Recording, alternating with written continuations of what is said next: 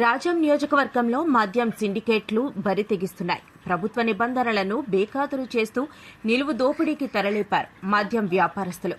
రాజం పట్టణం సహా నియోజకవర్గ వ్యాప్తంగా ప్రతి బాటిల్పై 10 రూపాయలు అదనంగా వసూలు చేస్తూ సామాన్యులను దోచుకుంటున్న వైనంపై స్థానికులు మండిపడుతున్నారు. ఎక్సైజ్ శాఖ నిఘా వైఫల్యంపై సర్వత్రా విమర్శలు వెల్లువెత్తుతున్నాయి. ఉమ్మడి శ్రీకాకుళం జిల్లాలోని రాజం నియోజకవర్గం ఇప్పుడు అక్రమ మద్యం దందాకు అడ్డాగా మారింది. ఇక్కడ మద్యం వ్యాపారస్తులు సిండికేట్గా మారి సామాన్యుల జేబులకు చిల్లు పెడుతున్నారు. రాజం పట్టణంలోని ఏ వైన్ షాప్కు వెళ్లినా ఎంఆర్పీ కంటే 10 రూపాయలు అదనంగా ఇస్తేనే బాటిల్ చేతికి వస్తోంది. అడిగితే దురుసుగా సమాధానం చెబుతున్నారంటూ మద్యం బాబులు వాపోతున్నారు. ప్రభుత్వం మంచినీటిని ఇంటింటికి అందిస్తోందో లేదో కానీ ఈ మద్యం సిండికేట్లు మాత్రం ప్రతి వీధికి ప్రతి గ్రామానికి మద్యాన్ని చేరవేస్తున్నాయి. రాజం నియోజకవర్గంలోని ప్రతి మద్యం షాపు నుండి 10ల సంఖ్యలో బెల్ట్ షాపులకు అక్రమంగా స్టాక్ తరలిపోతోంది.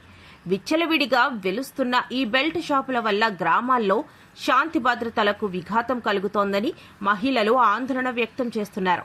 ఇంత బహిరంగంగా అక్రమాలు జరుగుతున్నా ప్రొహిబిషన్ అండ్ ఎక్సైజ్ శాఖ అధికారులు మాత్రం తమకేమీ తెలియనట్టు నటిస్తున్నారన్న ఆరోపణలు వస్తున్నాయి.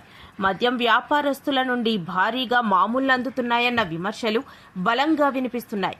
కాసుల మత్తులో జోగుతున్న అధికారులు అదనపు ధరల వసూళ్లు మరియు బెల్ట్ షాపుల నిర్వహణపై ఫిర్యాదులు వచ్చినా కనీసం పట్టించుకోవడం లేదని స్థానికులు ఆగ్రహం వ్యక్తం చేస్తున్నారు.